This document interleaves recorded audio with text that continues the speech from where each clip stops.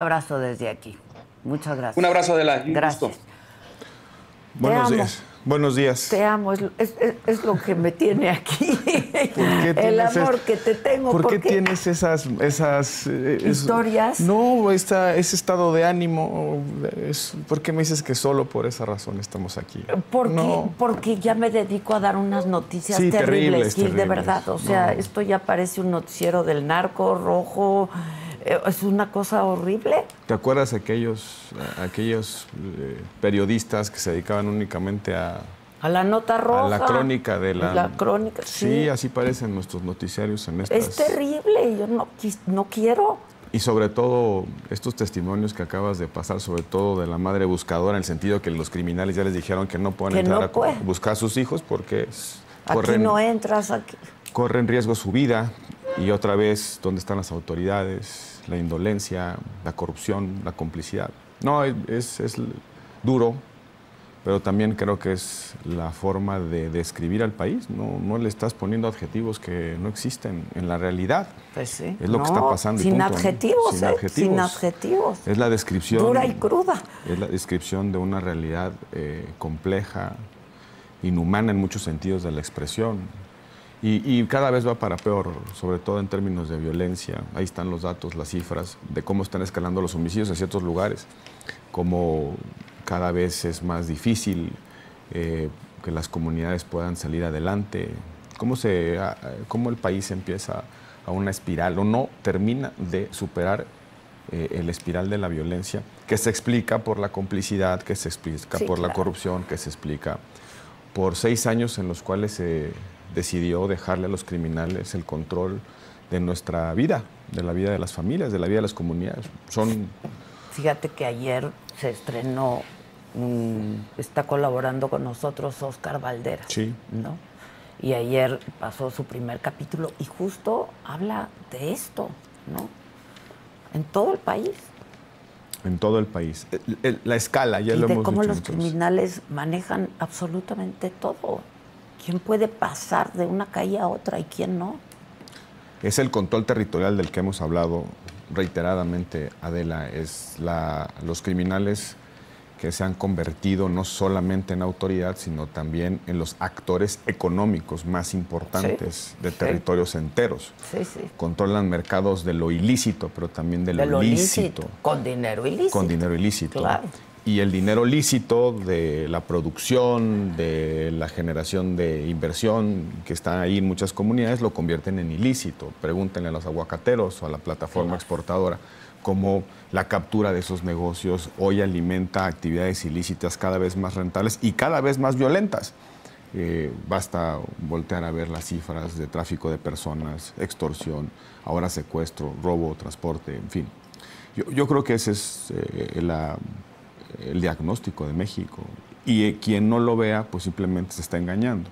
Justamente en estas condiciones, otra vez, no es posible que no se prendan las alertas. Estamos en un contexto de violencia, de corrupción institucional y complicidad política, y tenemos una elección judicial que va a terminar por entregarle a los criminales, si no puestos, por lo menos mucha influencia en algunos lugares. Ya hay que ver cómo se va a comportar la elección en esos lugares donde hay mucha violencia o donde ya prácticamente el control territorial lo tienen los criminales. Una de las razones por las que Donald Trump designó a estas organizaciones criminales como terroristas fue precisamente por la capacidad de control territorial que tenían. 700 municipios opera el cártel Jalisco. El cártel de Sinaloa opera más o menos en el 50% del territorio del país. Esa escala es de un paraestado, es decir, que hay una autoridad paralela en nuestro país con la posibilidad incluso de decidir sobre las relaciones económicas, políticas y sociales, sobre lo que consumimos y producimos, sobre quiénes son nuestros representantes y por quién votamos, y eventualmente cómo se resuelven los conflictos entre la comunidad. En fin, es muy grave. Por eso mi ánimo está como está. No, y muy pero entendido. Te veo y me reconforto. No, querida, no me digas eso. Y además, hoy... Traes un acordeón ahí. Por cierto, me llamó un amigo, pues alguien que conozco y que conozco muy bien, y me dice que a su casa Llegó un acordeón. Llegó un acordeón, Están repartiendo acordeones. Es obvio, es evidente en todos lados y creo que es parte del problema. No sé si quieras que empecemos por ahí, por los acordeones, que es un ¿Tú traes un acordeón ahí? Yo traigo mi acordeón, pero de algunos apuntes. No, venía justamente haciendo algunas anotaciones sobre esto, del dilema entre participar y no participar, entre votar y no votar. Y mira, lo primero que yo creo es que algo dice o algo sugiere, algo no está bien cuando los ciudadanos tenemos solo de dos opciones. O votar y validar una elección, o no votar y apostar a que el silencio, la densidad del silencio de la abstención provoque que el oficialismo corrija por sí mismo lo que está haciendo, que de alguna manera se detenga en la estrategia de captura de todo el poder, incluido el poder de decidir sobre nuestras libertades. Dice mucho del México contemporáneo que tengamos que escoger entre el testimonio de participación a sabiendas que no vamos a ganar nada o no vamos a lograr muy poco, qué fuerte. O la abstención que implica la renuncia a utilizar el mayor instrumento que tiene un ciudadano en una democracia. Porque el voto no solamente es el último momento de una acción política, ganar, perder una elección, adjudicar poder, resolver entre un sí o un no. El voto también es el inicio de una acción política consciente para encarar los problemas de una sociedad, los males de México. Hoy parece este llamado de votar y no votar como una suerte de lance desesperado, porque no estaríamos aquí si con alguna iniciativa política desde antes hubiésemos planteado la alternativa. Y la alternativa no es solamente validar o no validar con el voto, es cómo construimos una acción política consciente que vaya creando las condiciones para revertir lo que muchos consideramos que es injusto y que es pernicioso para nuestro país. A mí me parece que este llamado binario, te podría decir incluso hasta maniqueísta, entre votas y validas o no votas y a ver qué pasa, se va a quedar atrapado en sus propias contradicciones. Sí. Y voy a decir por qué. Tiene, a mi juicio, dos problemas el argumento. Dos problemas que empiezan el lunes. ¿Estarás de acuerdo conmigo, Adela, que si la reforma judicial es un fraude, la elección judicial será la consecuencia del fraude y los cargos judiciales serán el fruto de la reforma fraudulenta y de una elección fraudulenta, el fruto está podrido? Sí, claro. ¿Estarás de acuerdo conmigo? Sí, por supuesto. El argumento entonces lo tenemos que llevar al extremo. Si el árbol está envenenado, si la rama está envenenada y la manzana está envenenada, ¿vamos a reconocerle legitimidad y autoridad a los centenares de cargos judiciales que van a surgir del árbol y la rama envenenados? Pues no deberían. Lo que hizo Andrés Manuel López Obrador en el 2006, cuando dijo, es un fraude, me robaron la elección, lo que dijo es, no reconozco a ese gobierno. No. Y fue consistente, durante 6 años no reconoció a ese gobierno. Incluso después de que se le hizo una reforma electoral para curarle las heridas. La pregunta a los que dicen que hay que abstenernos porque no podemos validar un fraude, conduce a la otra pregunta. ¿Las ministras y ministros que van a ser electos son ministros legítimos? Sigue, y es pregunta, a este argumento le sigue el desconocimiento de su autoridad, la desobediencia civil, la resistencia pacífica, la objeción de conciencia al cumplimiento de sus sentencias. Me parece que el argumento lógico va a ser difícil que lo construyan, y yo creo que se debe tener cuidado en eso. Y en la segunda contradicción, Adela, son las reglas. Y no hubieran pasado estas reglas si 4 senadores de oposición se hubieran presentado con su voto a una elección. Yo creo, Adela, 2 de ellos muy contentos, tomando vinos carísimos, sí, comprando ahí cosas en Madrid, en Madrid, ¿no? haciendo una vida tranquila, incluso haciendo visible que no se están metiendo en la elección de Veracruz. Pero bueno, esos 4 votos, 3 o 4 votos, son 4, pero hay uno que dice que andaba en otra cosa. Esos 4 votos que faltaron de la oposición, a mi juicio, nos quitan el argumento de la victimización del fraude. Porque hay reforma judicial, porque esos votos faltaron. Entonces, no puedes decir que es una maquinaria atropellando a la oposición y atropellando a la sociedad.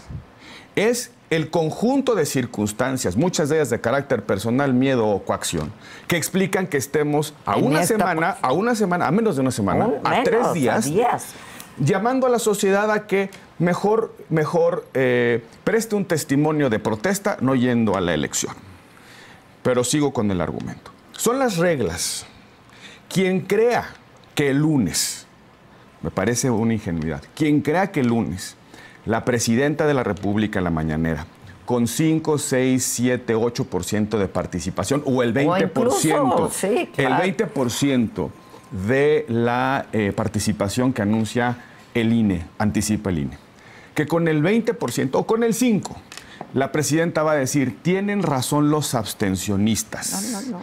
Voy a recular, ahí les va la contrarreforma para que no existan elecciones fraudulentas que conduzcan a la captura o colonización del Poder Judicial. Eso no va a ocurrir. ¿Se imaginan a la presidenta diciendo eso el lunes? No. Y si nos imaginamos eso, entonces el argumento de no participar para no validar las reglas tendrá un problema el lunes. ¿Qué hacemos con la elección del 27? O ya vamos a tener que empezar a decir que mientras no cambien las reglas de elección del 27, que son las mismas que se van a aprobar el domingo, que mientras no se cambien las reglas no presentaremos candidatos a gobernador, no presentaremos candidatos a presidentes municipales o a diputados federales, porque va a ser exactamente el mismo INE, va a ser el mismo tribunal. Por cierto, un tribunal que va a estar integrado con magistrados que salieron de esta elección fraudulenta. Claro. Va a ser la mitad del Poder Judicial, la otra mitad del Poder Judicial Federal y todo el Poder Judicial local.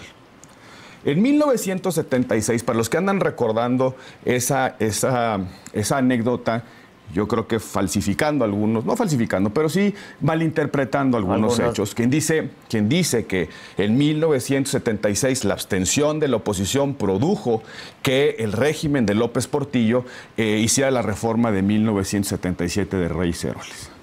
Aquí tengo la cita. Muñoz Ledo, días después, presidente del PRI, días después de la elección, declaró lo siguiente: López Portillo será presidente de México con el apoyo entusiasta de la mayoría que votaron, de los que estaban empadronados y de los mexicanos con edad ciudadana. Es decir, de los que votaron, los que no votaron y los que no quisieron votar. Claro. Eso es lo que nos van a decir el lunes, Adela. Y entonces el argumento otra vez, si el voto es el inicio de la acción política para encarar los problemas de México con voluntad y decisión, organizando a una parte de la sociedad, a esa pluralidad que se expresa en una sociedad, ¿cuál es el argumento, cuál será la posición con respecto al sistema de reglas de la elección del 27? Porque en un año exactamente, bueno, un poco más de un año, en septiembre del 2026, empieza el proceso electoral del 2027. Y muy probablemente, a menos que cambien las reglas, vamos a tener exactamente al mismo INE, vamos a tener la misma tentación de castigar al INE con el presupuesto a instalar menos casillas, vamos a tener exactamente el mismo problema de muchas boletas, porque además de la elección constitucional vas a tener las boletas de la elección judicial y probablemente tengas una consulta popular, probablemente. Es decir, ¿cómo le vamos a hacer en el 27? Entonces, hoy, quienes piden la abstención, preparen sus argumentos para acatar las resoluciones de la Corte, que es el producto del árbol envenenado, o empiecen a construir el argumentario para desconocer su autoridad. Sí, claro. Y a los que andan y los que afirman que la abstención es la ruta de protesta, empiecen a construir el argumentario de qué vamos a hacer con las reglas y las condiciones del 2027. El voto también sirve como una forma de estrujar el sistema con testimonio de fraude para que cambien, no por la concesión graciosa de la autoridad, sino por la presión de la sociedad. Yo sigo insistiendo que ya me imagino estas discusiones que has de tener con Con muchos panistas, por ejemplo. Yo creo que estamos llegando tarde, porque tarde a esta decisión. Pues claro, mira, 3 días. Se argumenta, y yo entiendo perfectamente el argumento, el contraargumento. De hecho, no es la primera vez que ese dilema se plantea, claro. Por Dios. Ni tampoco es cierto que la abstención ha sido un catalizador de cambio político. En 1976 el PAN no presentó candidatura presidencial, pero Pablo Emilio Madero, que fue el que aspiró a la presidencia, a la candidatura presidencial, se presentó como candidato independiente. Y el PAN presentó un centenar de candidatos a diputados senadores. Por aquí traigo el dato, se contrajo la participación, la votación del PAN como decisión precisamente de no participar. 3 años después, en 1979, logra sus primeros triunfos de mayoría. Y no fue producto de la reforma, sino producto de una serie de cambios políticos que sufrió la organización en aquel momento para bien. Pero bueno, ahora, nos estamos repitiendo. López Obrador, volviendo a eso, no claudicó en su intento y participó con las reglas del juego. Con las reglas que consideraba injustas, se presentó a la elección. ¿Sí? Perdía, acusaba fraude, cambiábamos las reglas, le volvía a entrar y así sucesivamente. Claro. Yo no... Aprendamos de ellos. O por ejemplo, perdóname, ahora que se afirma mucho que está en el ADN de los partidos de oposición cuestionar las elecciones por la vía de la abstención, ¿en cuáles elecciones no fuimos del Estado de México cuando el PRI de Atlacomulco arrasaba con dinero, estructuras, clientelas y corporaciones? O cuando en elecciones recientes, en las que sabemos con la presencia abrumadora del crimen organizado que se estaban robando las urnas o estaban influyendo en la elección. Igual participaba. Igual se participaba. Ahora, yo creo que llega tarde ese dilema. Probablemente hace 6 meses... Si hubiera servido. Hace 6 meses, claro. Oigan, esta elección no la validamos y vamos a hacer una rebelión moral activa. Vamos a construir el argumento de la abstención de una manera distinta. Pongo un ejemplo. Quizá hubiese sido mucho más eficiente como métrica del descontento instalarle una casilla al lado al INE. Instalarle una casilla al lado por parte de las organizaciones de la sociedad civil y, si me permiten, los partidos, sí, para expresar tu no al lado de la casilla del INE de esta elección. Nos dicen, es que no hay candidatos. Pues no hay candidatos porque no presentaron, porque desalentaron la postulación de candidaturas. Sí, yo cuando levanté la mano ahí me dieron un par de llegues, como dicen por ahí. Ajá. ¿Por qué? Porque cómo se me ocurría, pues claro que se me ocurría correrle la cortina de cómo iban a decantar el proceso de selección para favorecer a los suyos.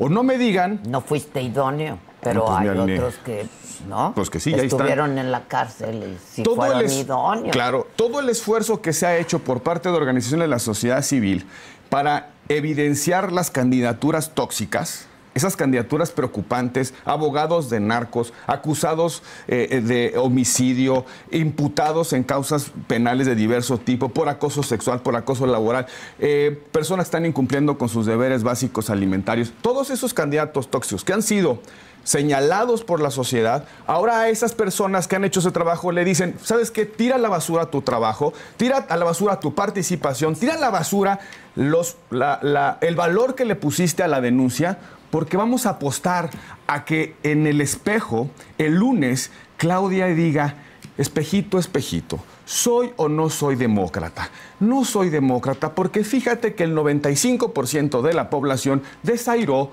mis elecciones. Lo que va a decir el espejito de Claudia Sheinbaum es, al contrario, ya tienes el Poder Judicial, porque esto se hizo por control político. Porque una vez que se adquiere ese control político, van a desandar el camino cuando no es un argumento que está en la mesa. Hace 6 meses pudo haber sido una métrica precisamente para que el domingo tú y yo estamos diciendo, vamos a poner una pancarta afuera y la abstención va a ser explícita. Va a ser una métrica que va a explicar el resultado. Pero ni siquiera va a suceder eso. No va a suceder eso. No lo pensaron a tiempo. Nos quejamos, es que no podemos conocer a los candidatos. Pues claro, no hay un esfuerzo activo de nadie para más allá de estas organizaciones están evidenciando los tóxicos, de que conozcas a los candidatos. No, dicen, es que no nos pudimos involucrar en la implementación de la reforma. Cuando lo sacaron de la mesa del INE, con el argumento de que no podían postular candidatos y promocionar candidatos, cuando los levantaron a los partidos políticos, entidades de interés público, que tiene una función de vigilar la organización de las elecciones, cualquier elección, no distingue la Constitución. Cuando los levantaron por una reforma al reglamento, yo no vi haciendo de esto un escándalo, una causa política. Se presentó una impugnación, tres magistrados la dieron por buena, validaron un cambio reglamentario y entonces el INE organizó esta elección en lo oscurito. Y nos quejamos de la implementación. Pues claro, la implementación se hizo en lo oscurito porque no le pusimos la luz de la exigencia ciudadana, la luz de las exigencias opositoras. Con el pretexto de que no me puedo meter, pues no nos metimos ni a lo más básico como revisar el padrón o revisar la guía para la organización del voto en la casilla. Sí, no hicieron su chamba y ahora los ciudadanos estamos como, ¿qué hacemos? ¿No? Y yo les digo a los ciudadanos, muchos me dicen, yo no quiero... Ya no nos jugamos, Adela, solamente el Poder Judicial. Nos estamos jugando el sistema electoral en su conjunto. Y a mí muchos ciudadanos me dicen, por redes sociales, tuve un Zoom recientemente, yo creo que estoy sintiendo que voy a perder mi voto. Instrumento, por más bueno que sea, que no se utiliza, se echa a perder, se atrofia. El voto es el instrumento perfecto, o el más sofisticado, o el más probado en la historia para adjudicar poder, pero también para premiar y castigar. Nos están pidiendo que ni siquiera nos enteramos de qué va la elección, cómo se ve la elección judicial. Yo lo digo claramente, yo sí voy a ir a votar. Mejor dicho, voy a levantarme temprano para entenderle a esta elección. Voy a llegar antes de las 8, por si los funcionarios de casilla insaculados por el INE no llegan, haya un ciudadano independiente que pueda ser funcionario de casilla. A eso voy a ir. Voy a ir a tomar en mis manos la boleta para ver si el papel es seguridad, como nos ha dicho el INE. Voy a ver si existe, como dijo el INE, el catálogo de los candidatos. Sí, dijeron que había una sinopsis. Una sinopsis. Voy a ir a comparar el número 3 con el número 3 del catálogo. Voy a ir a tomarme en serio y con tiempo mi decisión de llenar las 53 bolitas, porque un minuto de un ciudadano de bien ejerciendo bien un voto es un minuto menos de acarreo y de acordeones de Morena. ¿Por qué? Porque no es lo mismo meter gente, ríos de gente, a que llenen acrítica e inconscientemente a que los ciudadanos estemos en las urnas diciendo yo sí voy a ver quién es el 04 candidato a juez de distrito en materia civil. Si no los he conocido ahora, los voy a ir a conocer ahí. Porque no nos queda de otra, porque mira, los medios por este esfuerzo que resultó muy, muy débil, ¿no? Y poco... No, poco servible de estar entrevistando a uno que otro, pues no te alcanza, Gil. Eran muchos. Eran demasiados y les das a uno y les tienes que dar... O sea, fue muy complejo también para los medios, ¿no? Y yo creo que parte de las reglas, no lo denunciamos a tiempo, de verdad, sí, no lo denunciamos a tiempo. Mira, no quiero piden equidad, pero pues ¿cuántos hay? Pues no, 3.400 tendríamos que estar aquí, ¿no?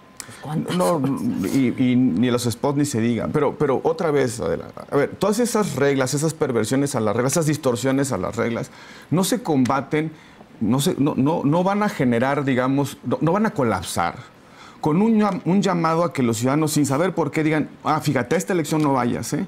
¿Por qué? No sé, pero no vayas. Probablemente el lunes la señora corrija, ¿eh? Probablemente Adán Augusto y Monreal digan, qué duro golpazo, hombre, ahí va la contrainiciativa. Sí, bueno, eso no va a ocurrir, aunque vayan 3 personas a votar. Oportunidades de recular hubieron muchísimas en estos meses. Y con salidas dignas. Muy dignas. Muy dignas. Como por ejemplo, haber dejado que la Corte invalidara. Pero bueno, y te voy a decir también a qué voy a ir. voy a ir a pedirle respetuosamente, y voy a incluso, si alguno de ustedes quiere hacer lo mismo, un pequeño formato. Le voy a decir al presidente de la casilla, ciudadano, insaculado por el INE, o que fue tomado de la fila según el supuesto. Le voy a llevar una hojita citándole el artículo 81 de la Ley General de Instituciones y Procedimientos Electorales. Que a la letra. Que dice a la letra lo siguiente, Adela, que la casilla es la autoridad. Los funcionarios de la mesa directiva de casilla son la autoridad electoral que tienen a su cargo durante la jornada electoral respetar y hacer respetar la libre emisión y efectividad del sufragio, garantizar el secreto del voto y asegurar la autenticidad del escrutinio y cómputo. Y voy a hacer una modesta contribución, una modestísima contribución. Presidente de la casilla, le pido que inutilice las boletas sobrantes, con su autoridad, la autoridad que le da el artículo 81. Porque no lo van a hacer. Porque no lo van a hacer. ¿Para qué? Para que cuando se vayan al Consejo Distrital en las boletas, unas ya no puedan ser manipuladas. Probablemente esas pequeñas contribuciones que podemos hacer, estorbar los acordeones, observar, auditar la elección como ciudadanos que somos de manera directa y pedirle modestamente al funcionario de casilla que ejerza su autoridad, a lo mejor es mejor contribución en estas condiciones, para poder ya rescatar, no ya los cargos judiciales, a lo mejor eso ya es muy tarde, pero sí que no se colapse el sistema electoral que nos ha dado estabilidad política, por lo menos desde los años 90, desde 1990. Y que tanto trabajo. Y efectivamente, no existe libertad política y democracia cuando no hay condiciones de independencia, imparcialidad y legalidad en una elección. Pero tampoco hay libertad política y democracia cuando los ciudadanos tenemos vedada la decisión de si ir a votar o no. Y yo lo digo con mucha claridad. Lo único que yo lamento del argumentario de este dilema abstención participación. Lo entiendes. Lo entiendo. Pero lo que lamento del argumentario es que digan que quienes van a votar por estas razones éticas, políticas, estratégicas incluso, que los que van a votar están haciéndole el favor a Morena. Yo no le estoy haciendo ningún favor a Morena. No por casualidad me presenté, no por casualidad denuncié las mañas. Tienes que la terminar. Tómbola, el comité de evaluación, los candidatos de Saldívar. No por casualidad. No puedo en conciencia decir, ¿saben qué? Mejor me voy a quedar en la comodidad de mi casa a ver qué demonios pasa. Sí, a ver, te voy a leer algunos comentarios. Sí. Que otra vez, la gente no tiene la culpa, la verdad. Pero, por ejemplo, Pili Sánchez dice, no votemos y listo, se les cae su teatro. ¿No? Y que eso es lo que ha permeado. Y Juan Vargas pregunta si tú estás en las boletas. Diles, ¿por qué no? A mí no me dejaron pasar ni a la tómbola. Ni a la tómbola. A la tómbola. A ver, ese argumento es bien, se les cae su teatro. Sí, y por ejemplo, Juan Fernando dice, no hay argumento que me convenza, yo no voy a votar, ¿no? Yo creo, a ver, es tan respetable una posición como la otra. Es decir, y es legítimo y se vale, y después de toda esta farsa, pues dices, no quiero ser parte ni participar de esta Y está farsa, muy bien, ¿no? está muy bien. Solo, Adela, yo le diría a ese ciudadano, la denuncia por la vía de la abstención no termina el lunes. No. O sea, está bien decir, yo no voy. Mi silencio que provoque mi abstención que provoque un silencio ensordecedor al poder, que diga, caray, tengo que corregir. Ojalá. Creo que naturalmente quienes hoy dicen abstengámonos y los que dicen hay que votar, pues a lo mejor el lunes nos vamos a volver a encontrar. Sí, sí. ¿No? Lo que no puede suceder es que crean los que no van a votar que el lunes solito se arregla el problema. O sea, si no hay algo más después, o sea, yo sí quiero escuchar el paso 2 y paso 3 de los que me dijeron no valides con tu voto. Me dijeron no valides con tu voto, pero tampoco salgas a observar. Tampoco salgas con tu cámara a denunciar al mapache. No, me dijeron, yo no voy a ir. Oye, bueno, está bien que no vayan, pero pues por lo menos vamos a documentar la tragedia, ¿no? Si yo ya te dije, yo le voy a pedir al presidente de la casilla que inutilice la boleta sobrante y me voy a quedar un rato afuera de la casilla para ver si llegan los siervos de la nación a dar dinero. Y si me los encuentro, los voy a grabar. Y con la poquita o mucha posibilidad de repercusiones que podemos tener en redes sociales, en espacios como el tuyo, lo voy a denunciar, porque esa es mi responsabilidad ética como ciudadano. No puedo, en conciencia, quedarme atrapado en el propio argumento.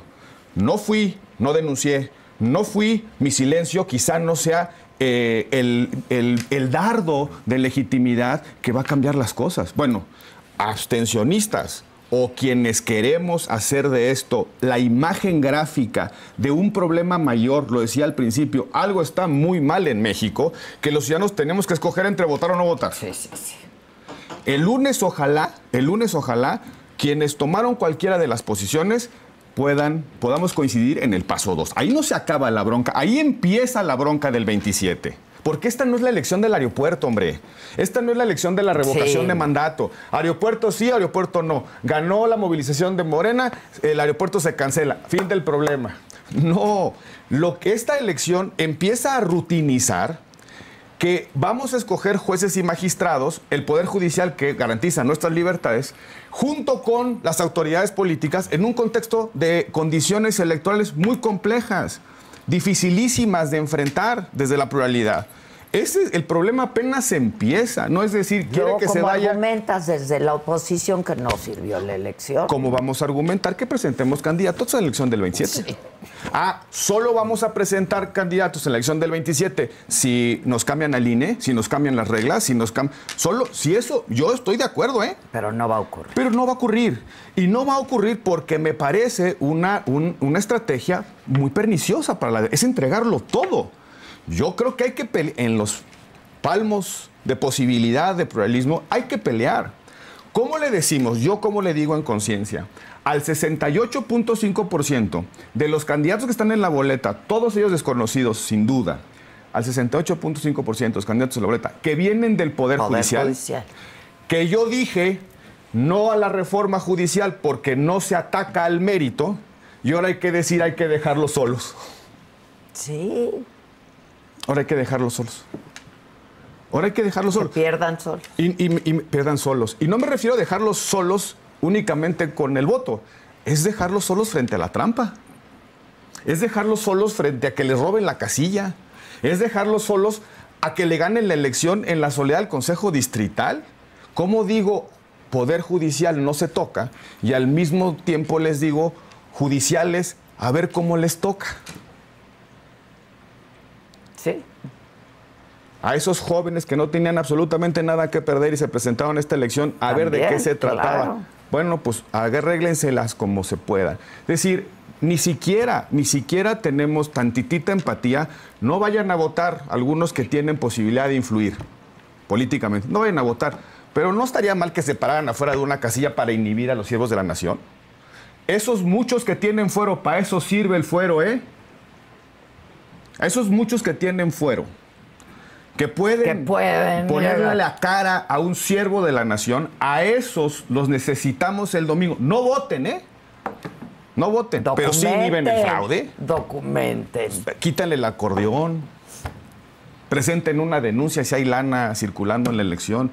¿O eso no es responsabilidad de las autoridades políticas? No voten, ¿eh? No validen, no usen la boleta. Pero ¿y todo lo demás no importa? O sea, ¿no importa agarrar a un operador de Morena en Iztapalapa? ¿No importa agarrar un cheque de la Secretaría del Bienestar? ¿No importa la manipulación de los programas sociales? ¿Eso nada más tiene que ver con la elección judicial o tiene que ver con las condiciones en las que se disputa el poder en este país? Si quieren que la democracia funcione, vayan a auditarla cuando se está falsificando. Eso estás hablando de los profesionales de la política pues que tienen fuera. Estoy hablando de liderazgo. Sí, sí. Ahora, a mí me preocupa la ciudadanía, que sí está en ese dilema, ¿no? ¿Te acuerdas el típico, ay, ¿para qué voy a votar si ya sabemos quién va a ganar, ¿no? Que habíamos logrado combatir, porque el voto contaba y se contaban. La decisión de abstención también es una decisión puede decir muchas cosas, desacuerdo a las reglas, desacuerdo a lo que se está decidiendo. La abstención también puede ser una manera de condenar a la clase política, ¿no? No me gusta ninguno, en fin, tiene muchos mensajes.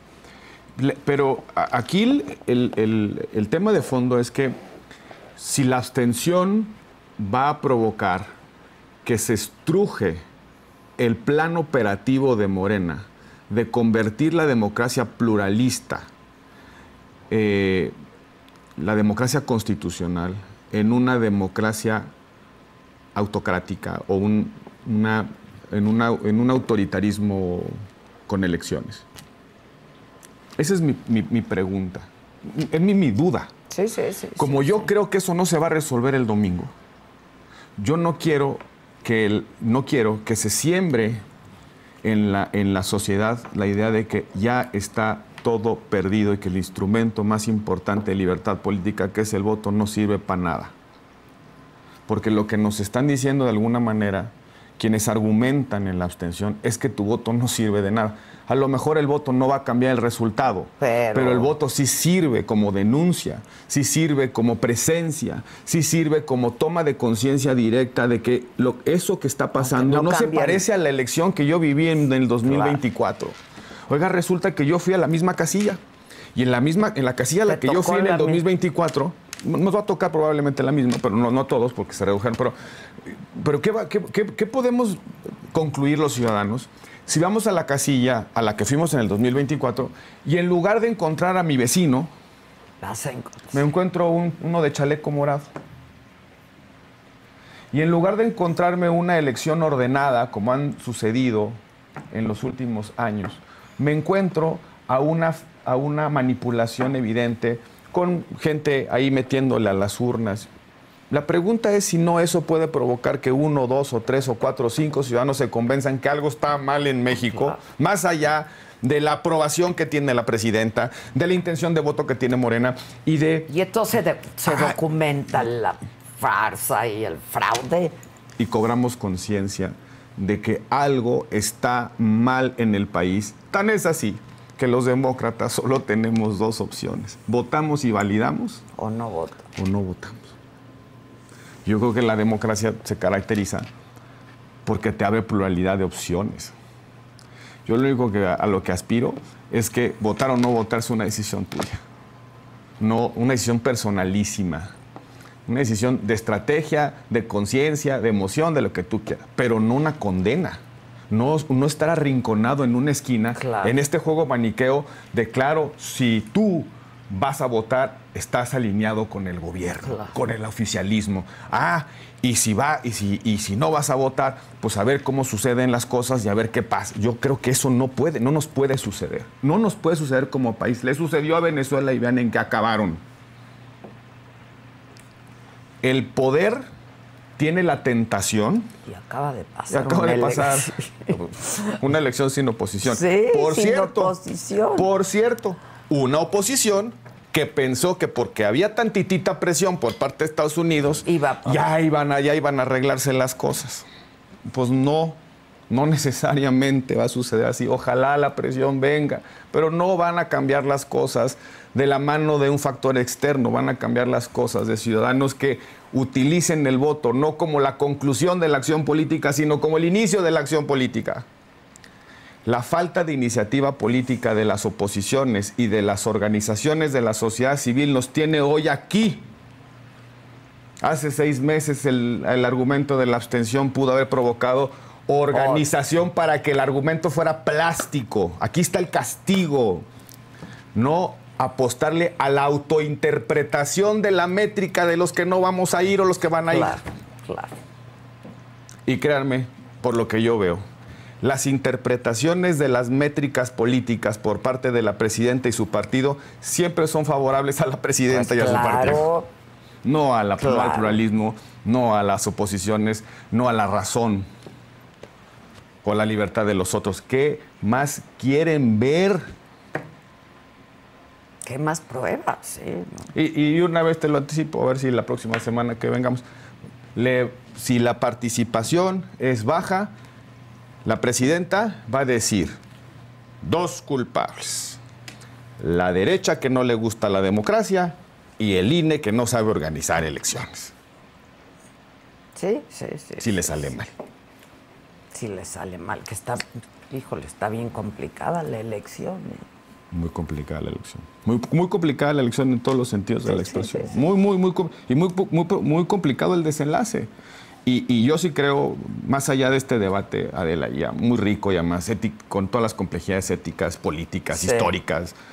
Ayer justo revisaba a la enorme politóloga, la que inventó la ciencia política moderna en México, a la gran Soledad Loaesa, que cumple 75 años en estas fechas.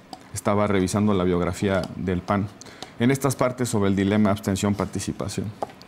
Y claro, el dilema es complejo, de resolución difícil, hay argumentos de un lado y del otro. Y no es solo, por eso es un dilema, pues porque las 2 opciones tienen valor y probablemente el dilema conduce en sí mismo a su carácter irresoluble, ¿no? Por eso, insisto, es un dilema.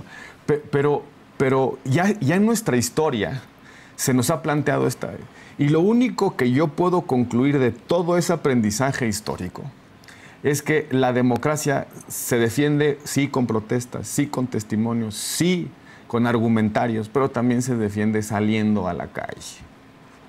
Bueno, los que todavía tengan la duda de salir a votar y no, bueno, está bien, no voten. Casen un mapache. Denuncien a un acordeoncista. ¿Para qué? ¿Para que se inhiban? Para que vean, para que le vayan midiendo y para que le reporten a los movilizadores de Morena, oye, hay una sociedad que a lo mejor en el 27 sí se va a organizar y nos va a poner cara, ¿eh? Por lo menos, no importa que seamos poquitos, pero insisto, la Champions es el sábado, el domingo no hay fútbol, si no tienen nada mejor que hacer, pues dense una vuelta a la casilla para que vean que efectivamente algo en México está tan mal que no estamos ni siquiera teniendo la capacidad y el derecho de decidir por nosotros mismos si votamos o no votamos. Ahora, para ir a votar, una vez que te decidas como ciudadano a ir a votar, pues nada, hay todo un aprendizaje para poder decir por quién vas a votar. Hazlo fácil. Ya hay algunas plataformas que están ayudando a eso. Si quieres, ahorita te paso algunas para que en un tuit tú pongas algunas referencias. Hay quienes dicen que un criterio, digamos, básico puede ser apoyar a los que vienen de la carrera judicial.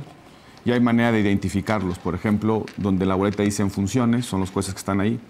Donde dicen PJ es quien los postuló, Poder Judicial. Poder Judicial. También, si ustedes ubican su casilla y con esas plataformas que están facilitando un poco identificar a sus candidatos, pueden revisar a quienes eligen en cada una de las secciones su casilla. O lo que he dicho, Adela, vamos a demostrarle al INE que es un absurdo que no podamos conocer a nuestros candidatos con anticipación. Vamos a hacer la cola. Vamos a hacer la cola. Tome el tiempo. Claro, y la cola, al final la cola estorba la movilización de Morena y la cola va a demostrar le va a demostrar al INE, porque ahí hay funcionarios del INE viendo qué está pasando, y ahí va a haber, me imagino, encuestas de salida de cómo le fue y tal. Pues cuando el INE se dé cuenta, oigan, es que hubo una colota de gente que no podía revisar el único catálogo que están poniendo en la casa. Es que está mal la implementación. Y los que fuimos y no pudimos votar porque no terminamos de revisar el catálogo, podemos decirle al INE, oye, está mal lo que estás haciendo. No puedes poner una cola tan larga porque solo hay un catálogo y solamente hay una urna en la cual depositar las 9 boletas de la elección judicial. ¿De dónde? Todas van a la misma urna. Todas van a la misma urna. ¿Cómo empezamos a construirle el argumento al INE de que su logística de votación es un despropósito? Pues yo creo que así, poquito a poquito. Tomémonos el tiempo.